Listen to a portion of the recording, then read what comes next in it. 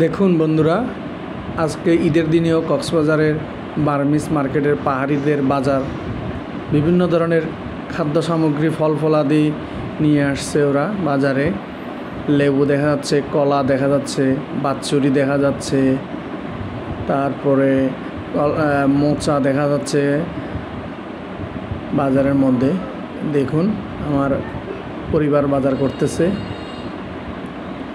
এই দেখেন দেখি শাক, তারপরে কচু পাতা, তারপরে কলার কচি কচি আগাগুলো দেখা যাচ্ছে, পাকনা কলা, তারপরে বাৎসুরি, তারপর দেখা যাচ্ছে বিভিন্ন ধরনের আইটেম নিয়ে আসছে ওনারা আজকে বাজারে। কিন্তু তুলনামূলকভাবে শাকপাত দেখা যাচ্ছে, শাক দেখা যাচ্ছে। তুলনামূলকভাবে আজকে বাজারের লোকজন কম, অনেকে জানে না আজকে বাজার আছে।